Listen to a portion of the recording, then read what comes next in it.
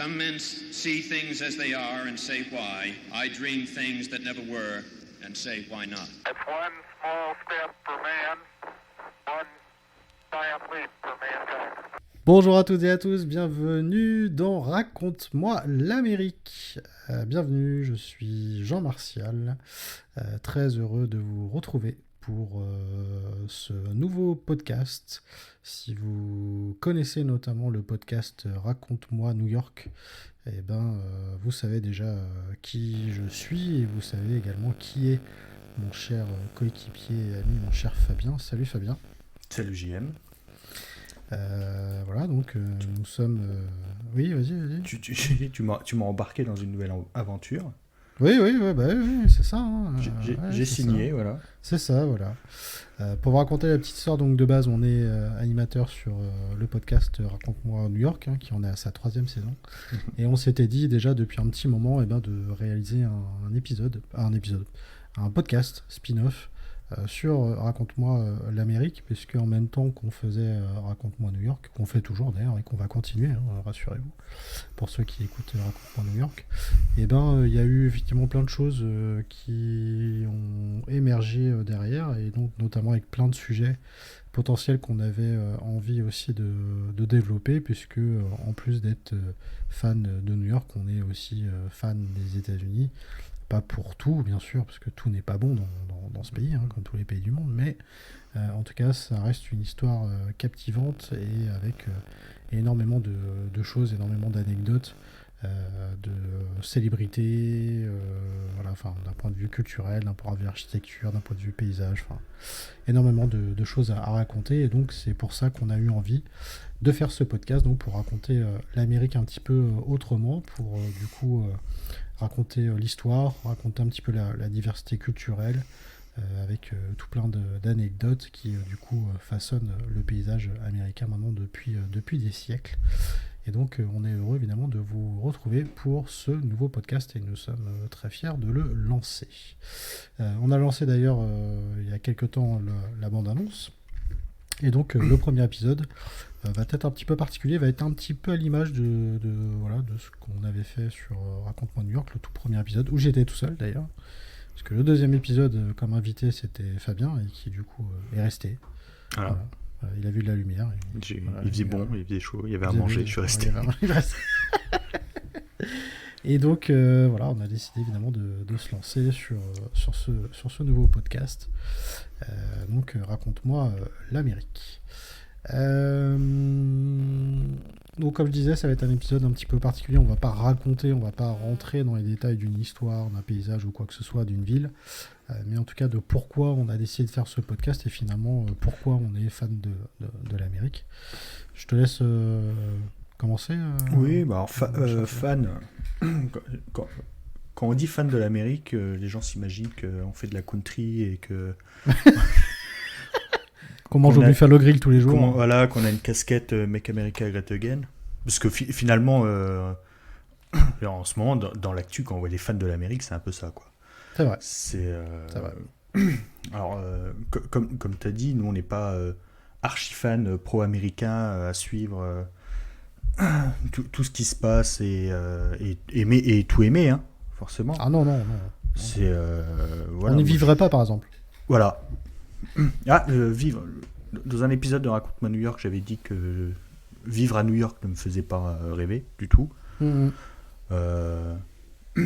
Vivre ailleurs aux États-Unis, peut-être. Ouais. Voilà. Ça me fait pas rêver non plus, mais. D'ailleurs, tu te verrais vivre où, toi ? Dans le Wyoming. Ah, ok. Non, je sais pas, j'ai ça. Je pensais au pied de la lettre, moi.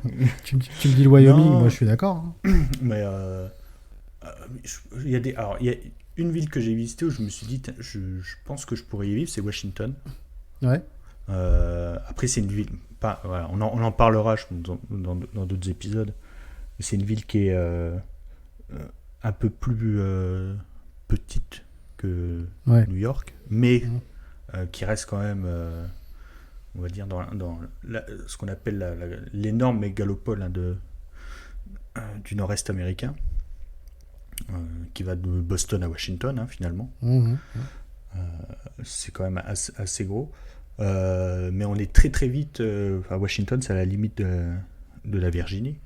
Mhm. Et finalement, tu traverses le Potomac, tu es en Virginie, et puis après, bah, c'est la campagne, quoi. Assez Ouais, vite. Ouais, ça va. Quand vous allez à l'aéroport, le gros aéroport de Washington, qui est Dulles, Mhm. qui se situe à au moins 30 km de Washington, tu traverses la campagne de Virginie. Mhm. Et la campagne, c'est ce qui occupe 80% du territoire américain, quasiment. Bien sûr. Ouais, Donc complètement. il y a des endroits où il fait, je pense, très bon pour très bon vivre, hein, Mhm. comme toutes les campagnes dans n'importe quel pays. Mais sinon, ouais, j'ai pas fait assez d'états pour me dire, tiens, Oui, parce que ici j'y vivrais bien, quoi. c'est important de le dire. Alors moi, j'ai que fait New York aux États-Unis. Il y a plein de choses que j'aimerais faire là-bas et que je ferai de toute façon un jour. Toi, du coup, tu as été à New York, mais tu as été du coup à Washington, Et à fait quoi Philadelphie, ouais. Philadelphie. Voilà. Philadelphie.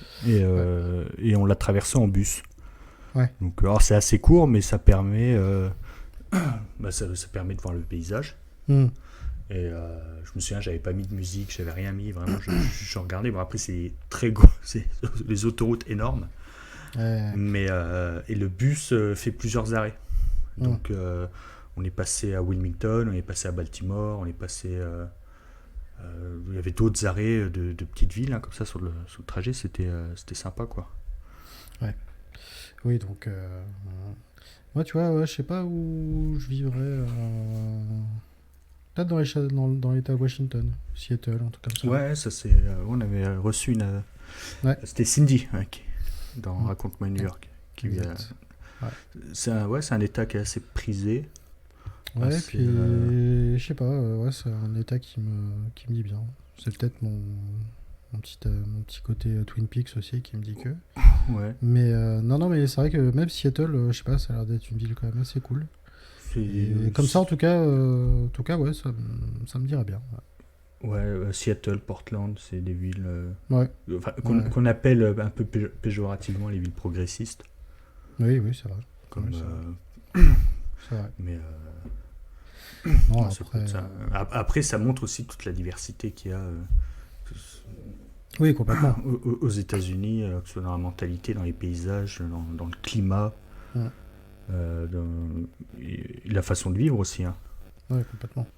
Tu vis pas de la même façon en Arizona que dans l'État de Washington, Non, ça c'est sûr. que dans l'État du Maine, qu'en Floride, etc. Donc, Après, non, ouais, dans moi, de ce que j'aimerais bien découvrir aux États-Unis, Chicago, ça me dirait bien. Chicago, même. Philadelphie, Boston aussi. Mm. Ouais, c'est vrai que c'est des villes qui me disent bien. Bah là, on est même en train de- la Caroline du Nord, Caroline du Sud aussi. Ouais, Ça parce me que là, on est va. en train de préparer, enfin vraiment, au tout début, hein, on prépare un voyage avec ma femme. Le mot, c'est éviter les grandes villes. Mhm. À part pour l'arrivée, hein, je pense que ça va être. On va pas y échapper. Mais tu vois, aller dans le Colorado. Ouais. Alors, on hésite. Alors, ou Colorado, ou justement aller visiter des villes comme sur la côte est, comme Savannah, Charleston, Ouais. qui sont des petites villes par rapport à ce que peut être New York, Los Angeles, Chicago, Boston. Mm. Et prendre un peu plus son temps, quoi. Ouais, complètement. Parce qu'on est vieux maintenant. Bah oui, normal. Hein. Besoin de se reposer un peu quand même. C'est ça. Est-ce qu'il y a des choses que toi, en plus de ce qu'on vient de dire là, d'autres choses que tu aimerais faire aux États-Unis et à contrario des choses qui te disent pas du tout?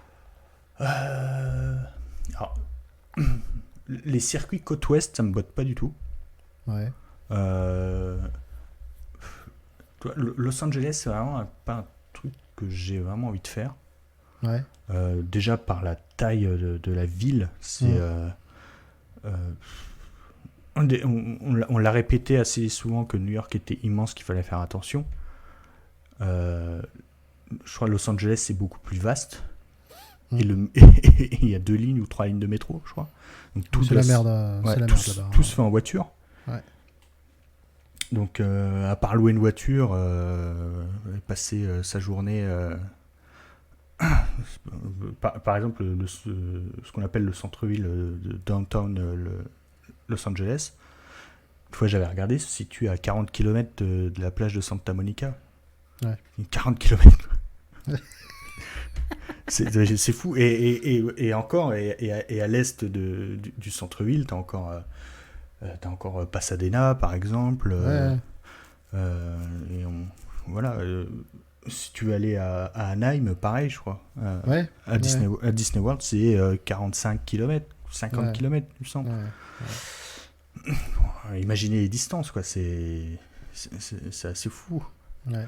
Donc ça me... Alors, après, c'est très vaste, mais c'est moins, on va dire, oppressant et tout en hauteur que New York peut l'être. Et après New York, Boston, Philadelphie, ces villes de la côte est, c'est des villes où tu peux faire à pied. Mais il y a certaines villes, comme les villes du Texas, où t'as pas de centre-ville en fait, t'as pas de centre-ville, t'as pas de trottoir. San Antonio, tout ça. C'est ça. C'est des villes faites pour la voiture, donc t'as un peu de mal à te projeter. Ouais. Et sinon faire, j'ai envie de tout voir. Hein. J'ai envie de tout voir. La Floride, enfin Miami, pareil, ça me. Moi non plus. Ça m'attire pas plus que ça. Ça m'attire pas les masses. La Floride, en règle générale, ça m'attire pas trop. Toi, d'autres villes, toi comme Tampa.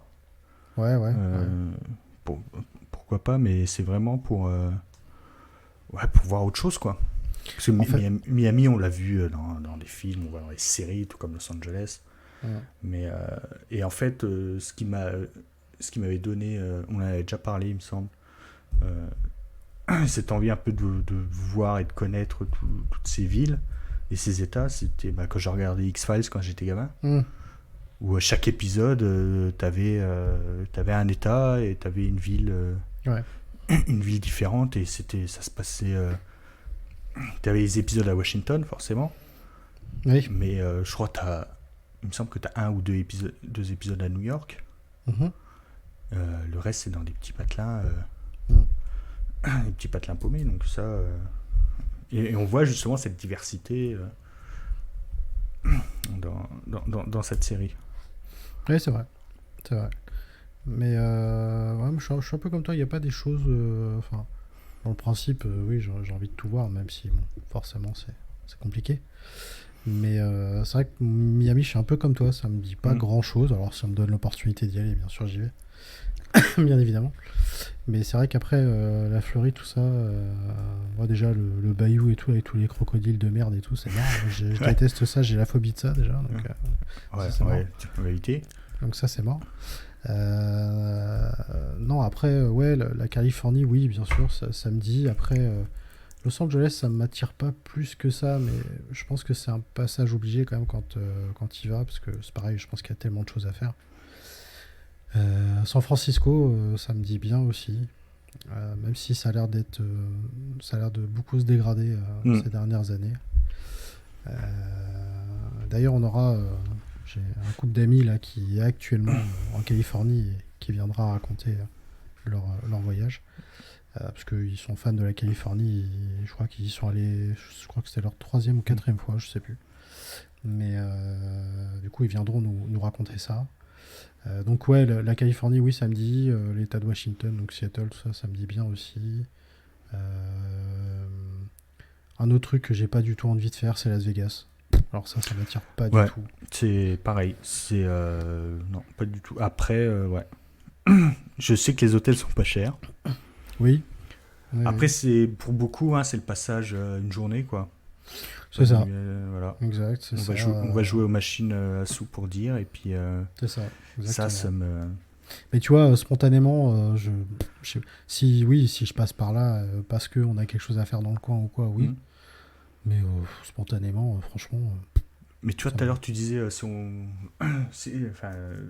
m'offre le voyage ou si on me donne l'opportunité d'y aller, j'irai à Miami.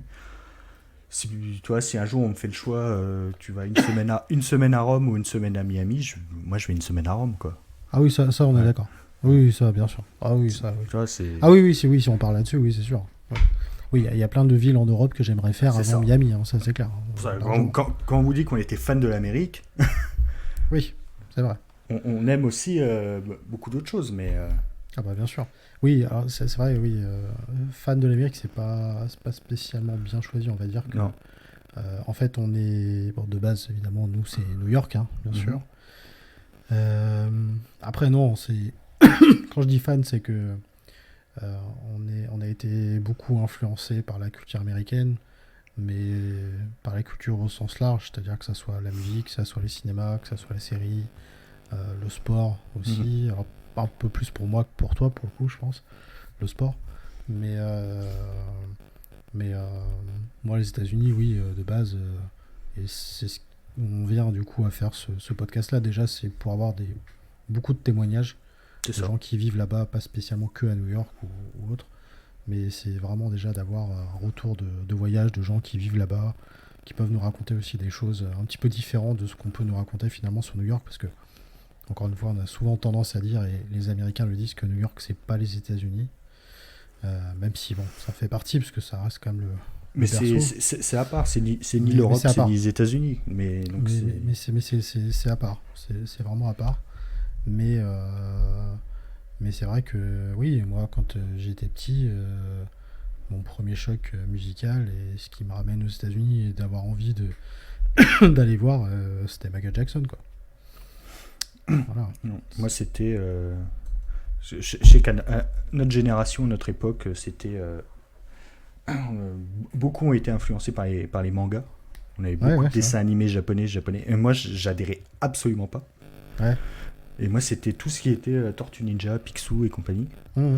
Donc, voilà, j'ai été matrixé tout petit par ça, quoi, par les États-Unis, par New York.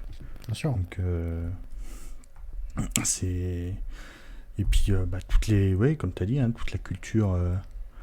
mais moi, c'est plus une sorte de fascination. Alors, on peut être fasciné par des choses qu'on n'apprécie pas forcément aussi. Non, c'est vrai. Et moi, dans mes études, j'ai étudié un petit peu l'histoire. Et c'est aussi comme ça qu'est née l'idée de faire Raconte-moi l'Amérique. C'est qu'en en racontant l'histoire de New York, en fait, on touche à des sujets qui concernent tout le pays, toute l'Amérique. Et des fois, je devais faire un trait dessus et je me disais, putain, c'est con, on va pas parler de la guerre de sécession. Bien sûr, La guerre de oui. sécession, c'est une part très importante de l'histoire des États-Unis.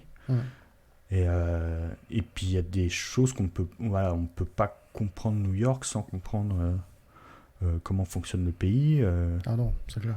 Ouais. Oui, et puis c'est ça aussi.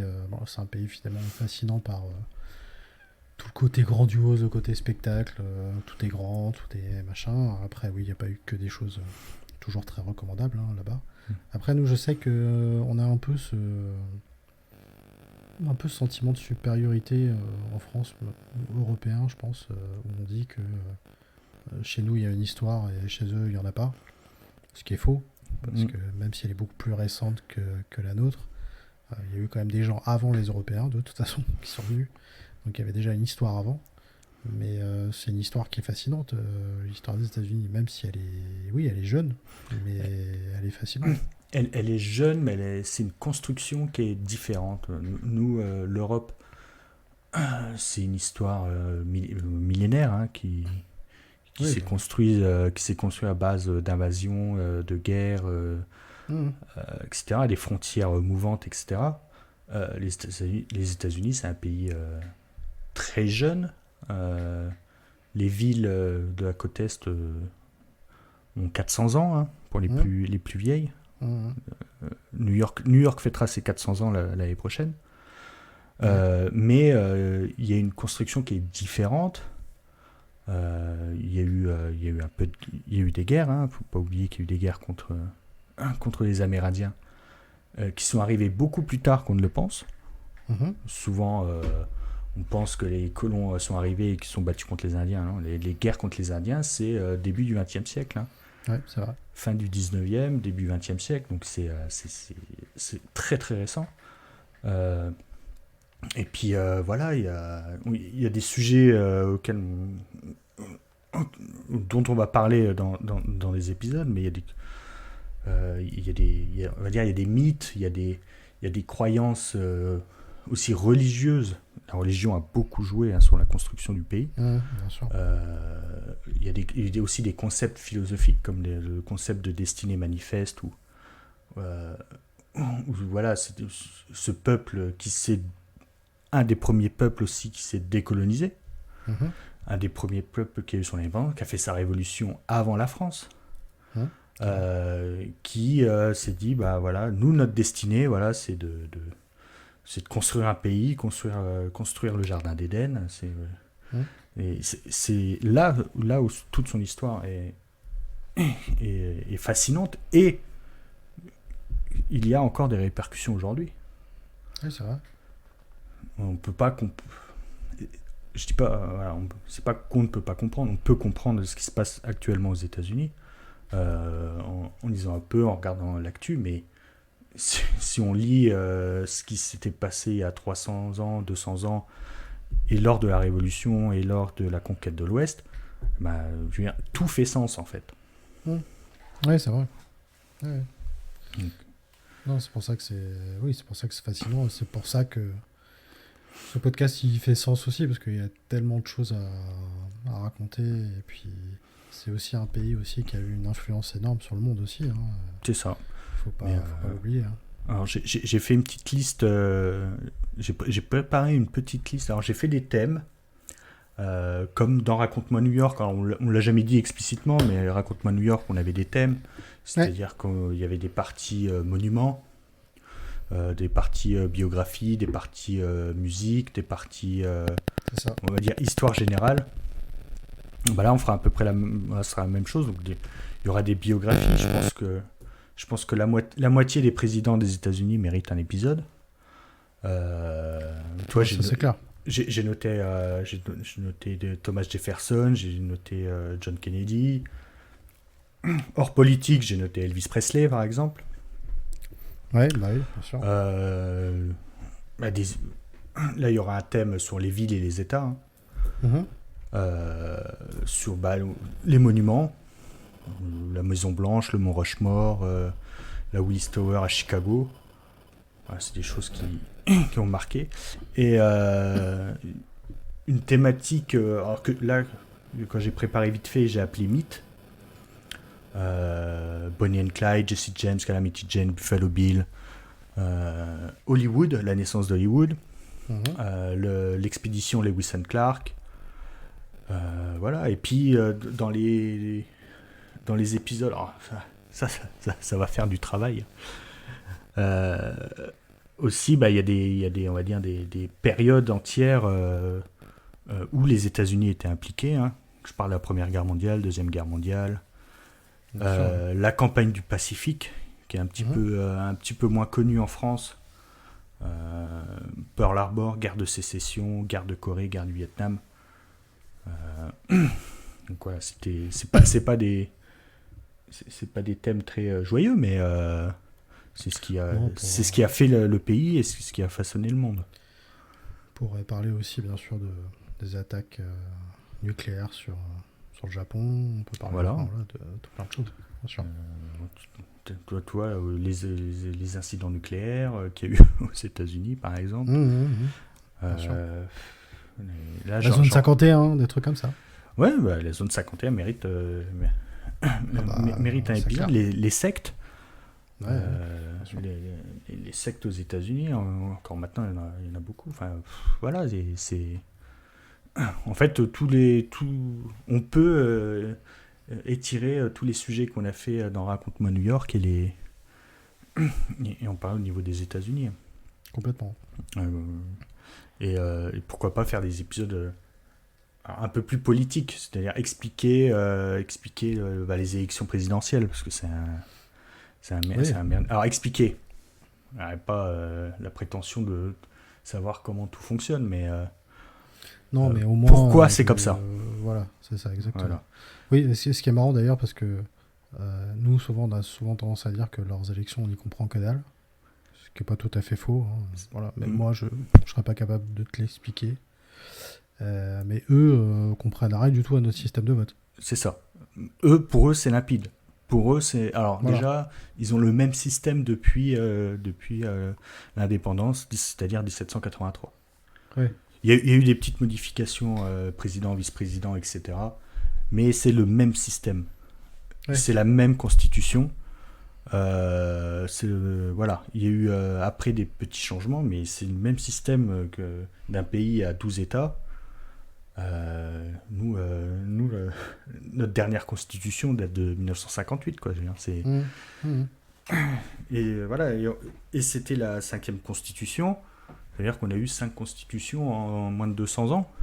Eux, ils ont la même depuis 250 ans. Donc c'est voilà.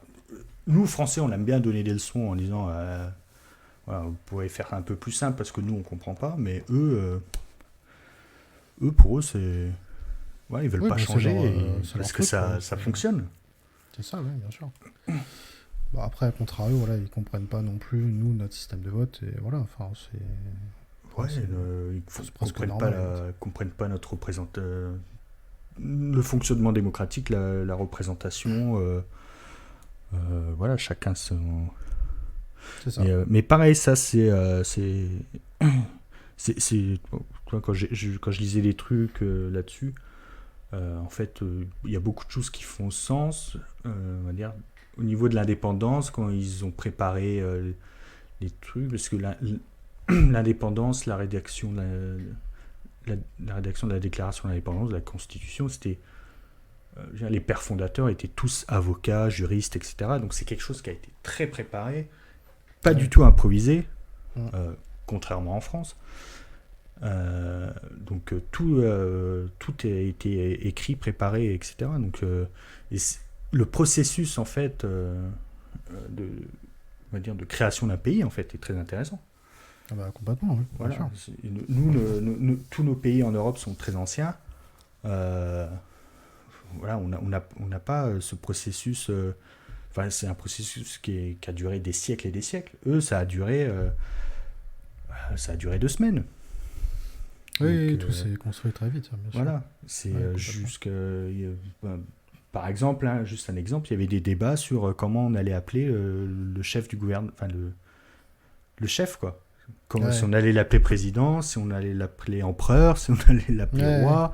C'était la sélection des mots était très importante et tout. Donc, mais ça, on en parlera. Mais c'est vrai que nous, comme ça, naturellement, on se pose pas de la question de comment nous, ça a été monté dans notre pays, par exemple. Alors que évidemment, oui, on a l'impression que tout a été fait assez vite, mais bien, en fait. Quand le général de Gaulle a changé la Constitution, c'est parce que la 4e Constitution, il y avait des choses qui n'allaient pas. Le président n'avait aucun pouvoir, il y avait un président du Conseil, on changeait de président limite tous les mois. Et là, il a dit non, ça peut plus. Eux, non, ils ont gardé le même système. Ouais, c'est vrai. Ouais, ils ont gardé la même ligne directrice jusqu'à... C'est ça, et on entend. Et c'est souvent qu'on entend, on devrait faire comme aux États-Unis, un mandat de 4 ans, 2 mandats maximum, ou oui, c'est vrai. Voilà, donc on prend souvent aussi en exemple. C'est vrai. Oui, c'est vrai, ça reste un pays aussi...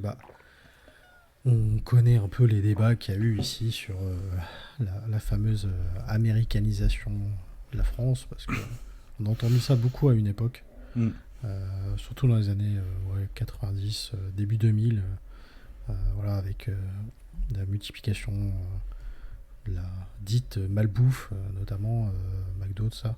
D'ailleurs, récemment, j'ai vu le film avec Michael Keaton, le fondateur. Le fondateur. Trop bien, trop bien. Extraordinaire. Si vous l'avez pas vu, on le recommande parce que ça raconte, pour le coup, pas l'histoire du... Enfin, si, mais pas le créateur de McDonald's, mais parce que c'était 2 frères, les frères McDonald's, mais celui en tout cas qui a qui a monté la Concept. chaîne en fait, Voilà. qui a monté le concept et qui l'a repris, qui a un petit peu volé le truc.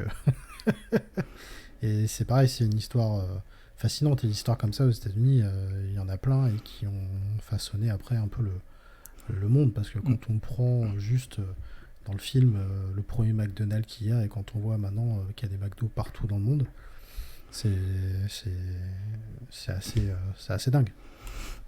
Et après, nous, je veux dire, il y en a qui disent la malbouffe, bref. Genre, on l'a bien voulu, on l'a accepté. Il y a C'est des ça, pays, ouais. il y a des pays qui n'en ont pas. Il y a des C'est pays, ça. il y a des pays comme l'Italie qui en ont moins. Oui, c'est vrai. Toi, j'avais vu, je crois, il y a 15 000 McDo en France. Alors, Mhm. McDo France, hein, c'est le plus rentable au monde. Hein. C'est Ouais. là où il y a le plus de clients, etc. On est les premiers à se plaindre, mais C'est ça. c'est les Français qui mangent le plus. C'est ça, exactement. Et je crois en Italie, il y en a 2 fois moins, il me semble. Après, des c'est pareil. McDo. Enfin, si on veut pas aller à Burger King, à McDo, on n'y va pas. hein. On a le droit de pas y aller. Chacun est libre de faire ce qu'il veut. Personne ne m'y a obligé. Hein. Non, c'est clair. Voilà, mais c'est vrai que oui, on a un peu, nous, ce côté un peu... c'est un peu notre côté français, ça, donneur de leçons un peu sur tout et n'importe quoi. Alors que bon, on n'est pas les mieux placés pour donner des leçons. Mais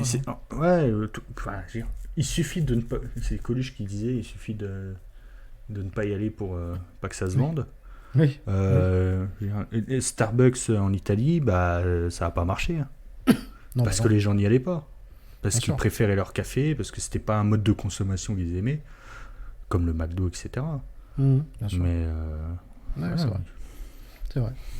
Mais bon, tout ça pour dire que voilà, dans ce podcast, il va y avoir énormément de quoi dire. deux choses. Bon, déjà sur New York, on n'a clairement pas fait le tour et je pense pas qu'on aura fini avant de mourir. Peut-être que nos enfants reprendront le flambeau. Ça va être compliqué. Ouais, ça va... Les États-Unis, c'est encore plus, j'ai envie de dire. Mais en tout cas, voilà, même si nous de base, effectivement, c'est New York, mais ça reste les États-Unis pour tout plein de choses et pour tout ce qu'on a évoqué auparavant. Mais non, c'est vrai que. Mais après, voilà, ce podcast-là, c'est aussi vous qui allez faire vivre aussi, donc en nous racontant vos voyages, en racontant aussi ce que vous avez aussi envie de raconter de l'Amérique, ce qui vous plaît, ce qui vous plaît pas, parce qu'on pourra aussi parler des choses qui ne fonctionnent pas, hein, en tout cas, ce qu'on considère qui ne fonctionne pas.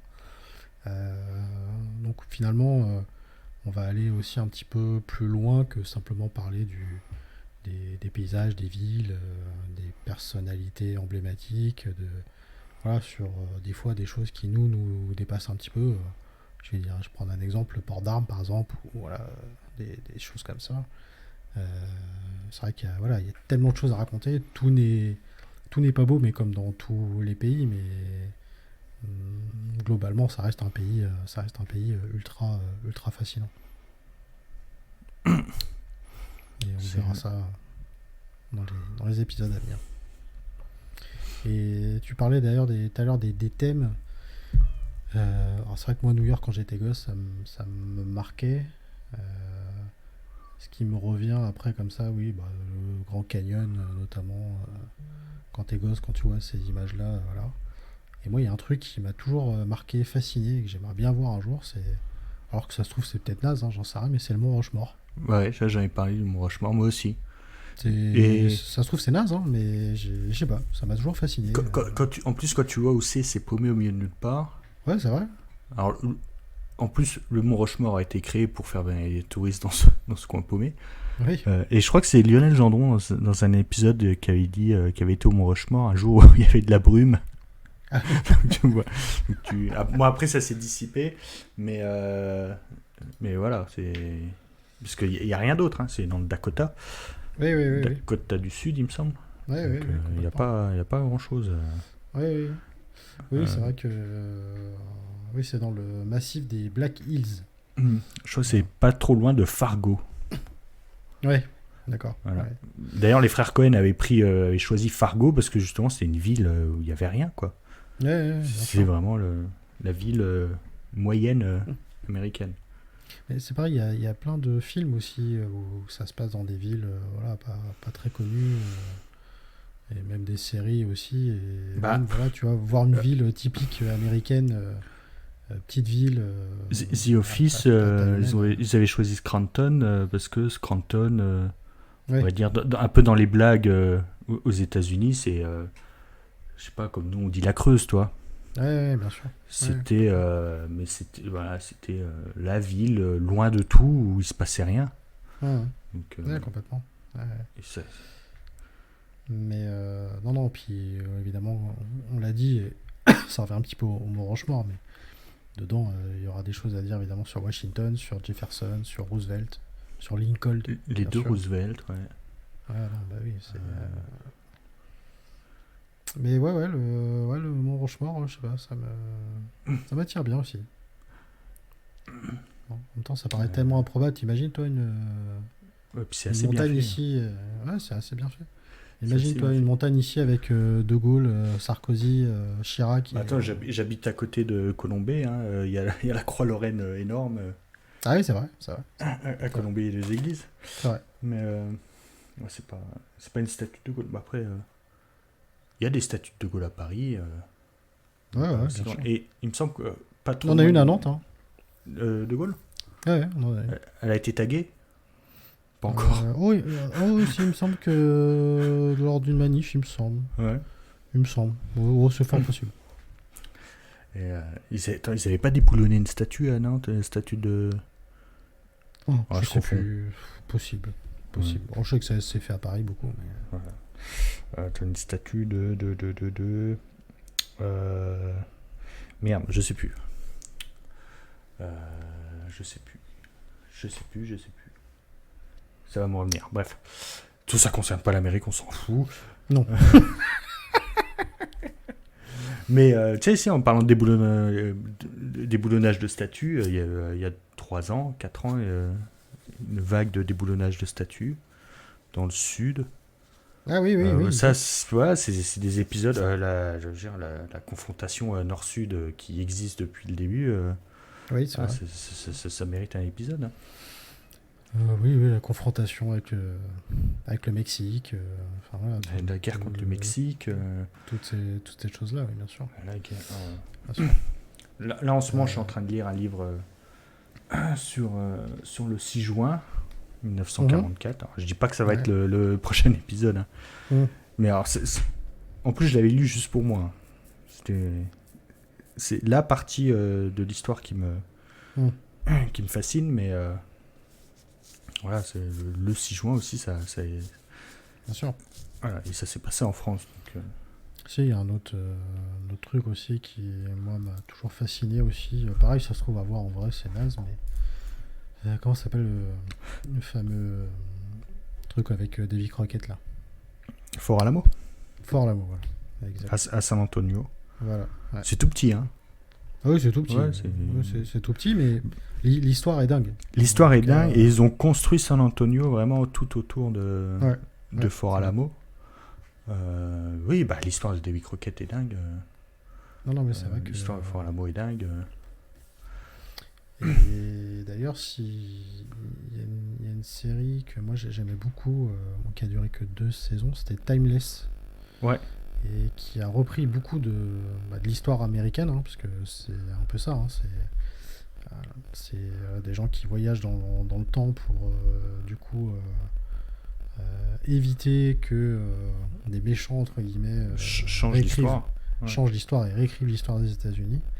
Et du coup, vous apprenez évidemment plein de choses parce qu'il y a pas mal de personnages emblématiques dedans. Et voilà, au cas où, ça fait partie des choses évidemment auxquelles on pourra parler. En plus, évidemment, des nombreuses personnalités, bien sûr, de la culture. Voilà, c'est effectivement. Après, comme pour Raconte-moi New York, hein, vous pouvez donner des idées, balancer les idées. Carrément. Et si vous avez envie de change témoigner et puis de venir participer, on ne change pas la formule. Exactement.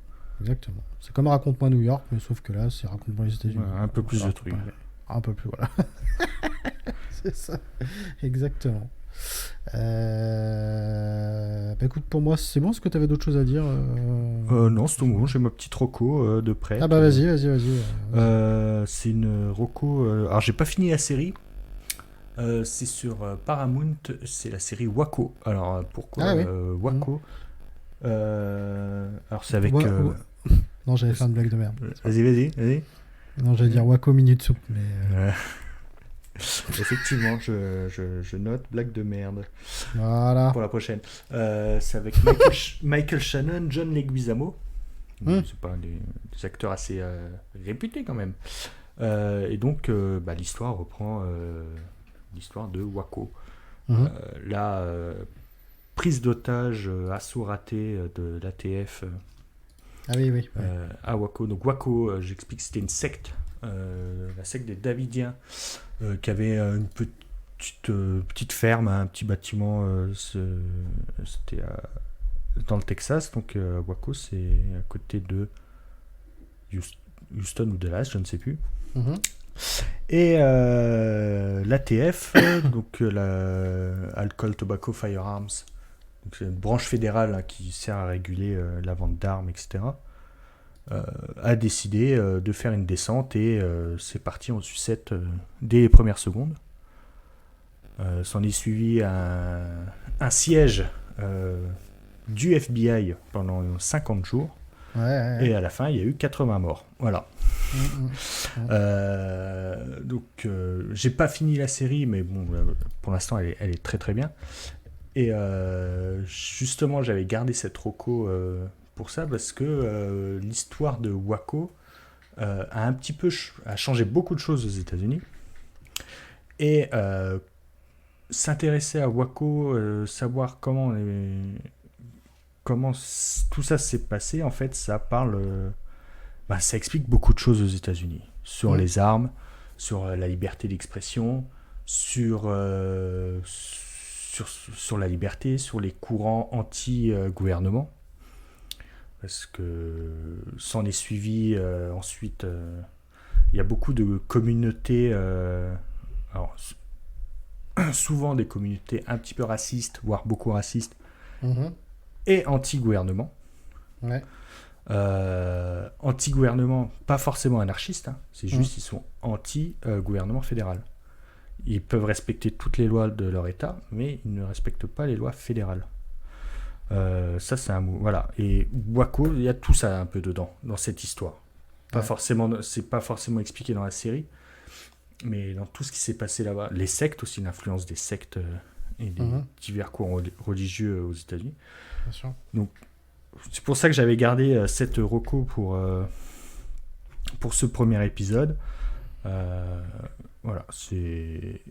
Alors, si vous n'avez pas Paramount, il y a eu des épisodes en podcast d'affaires sensibles sur Waco. Il me semble Christophe Ondelat a fait un épisode aussi dessus. Il y a pas mal de reportages et tout, donc c'est... voilà. Intéressez-vous à cette histoire et vous comprendrez un peu ce qui se passe aussi en ce moment aux États-Unis. Quant à moi, j'ai choisi un film qui est sorti en 2003 et qui, pareil, fait partie des événements marquants, notamment de l'année 99 avec la fameuse fusillade de l'école de Columbine en 99. Et ce film se nomme Elephant de Gus Van Sant. Voilà, qui a eu la Palme d'Or à Cannes en 2003. Et donc, alors il n'est pas explicitement dit que c'est Columbine, mais en tout cas, voilà, ça se passe dans un lycée américain typique où, du coup, une fusillade se prépare. Et donc, évidemment, tout ça, la tuerie de Columbine, on s'en souvient. Enfin, en tout cas, moi, je sais qu'à l'époque, ça m'avait marqué. Et Gus Van Sant d'ailleurs dira que Elephant, c'est ce qui se voit comme le nez au milieu de la figure, mais c'est ce que tout le monde souhaiterait bien occulter. Et effectivement, parce qu'on en parlera, la vente d'armes, le port d'armes, etc. est aussi très problématique dans ce pays. Et voilà, c'est un film qui est évidemment très marquant, très réaliste pour le coup, parce qu'il s'inspire directement de ce fait. Et ouais, voilà, on suit pas que la fusillade, on suit l'avant et le pendant, mais c'est vrai que ouais, c'est un film très, très marquant. C'est dur à regarder, mais très marquant. Je me souviens, j'avais vu le film, j'avais vu le reportage, hein, c'est Bowling for Columbine. Oui, de Moore. Ouais. Et je me souviens, à l'époque, ça m'avait marqué. J'étais au collège. Et une fois, j'ai regardé. Et c'est vrai que Columbine revient souvent. Et un truc de dingue, c'est que depuis, il y a eu 10 ou 15 fusillades dans le milieu scolaire qui a fait plus de victimes, quoi. Oui, c'est vrai. Je viens des Columbine, en fait, il y en a quasiment un par an aux États-Unis. Oui. En milieu scolaire, hein, parce que là, fusillade, il y en a encore eu une ce week-end. Oui, ouais, c'est vrai. Dans un état pourtant réputé un peu tranquille. Mais ouais, c'est toi comme quoi au collège il y avait des infos comme ça qui nous arrivaient. Mais même si on était fasciné par les États-Unis, ça met un petit frein quand même des fois. Tu te dis putain, en fait je serais collégien ou lycéen aux États-Unis, ça peut arriver n'importe où, hein. Il n'y a pas d'État plus ou moins protégé, hein. Non, ça c'est sûr. Ouais. Ça c'est sûr. Et c'est vrai que ça arrive encore aujourd'hui. Et Columbine en tout cas est certainement, on va dire, peut-être le point de départ de toutes ces tueries un peu de masse. Alors, il y en a eu avant. C'est ça qui est bien, il y en a eu avant, il y en a eu après. Mais celle-là, elle a beaucoup marqué. C'était peut-être la première où il y a eu.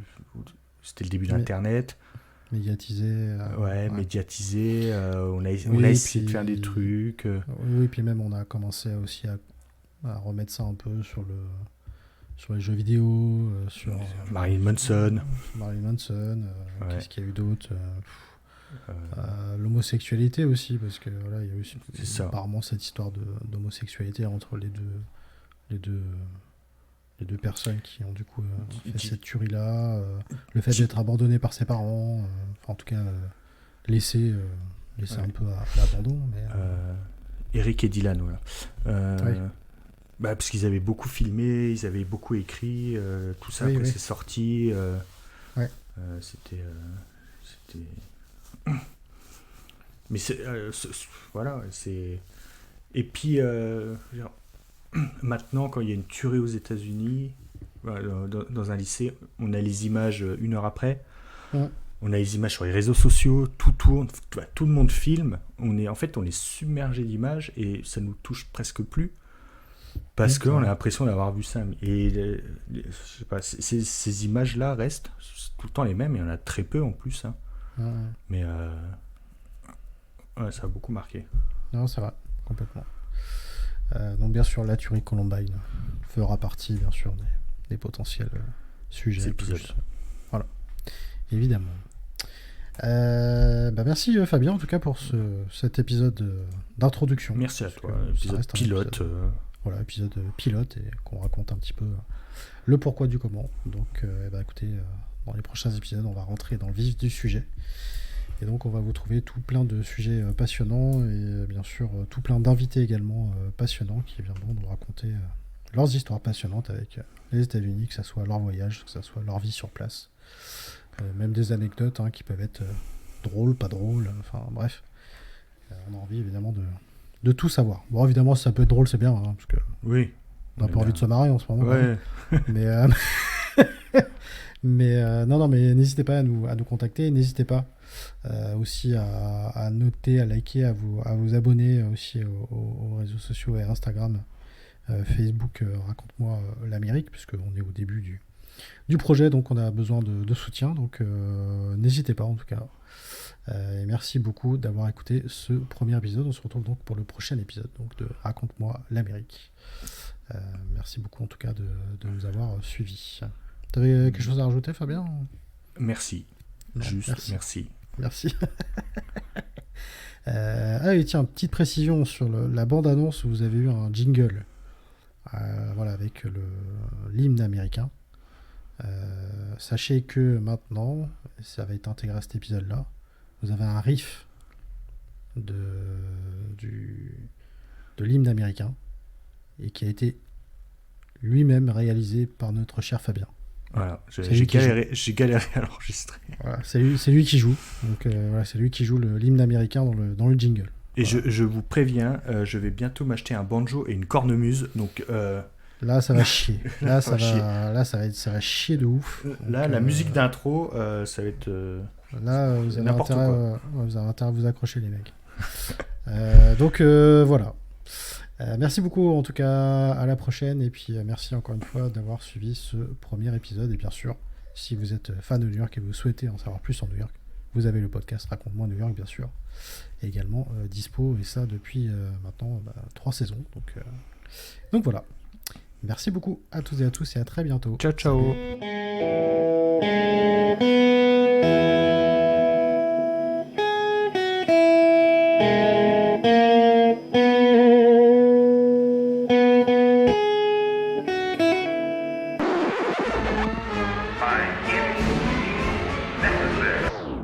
Some men see things as they are and say why. I dream things that never were and say why not. It's one small step for man, one giant leap for mankind.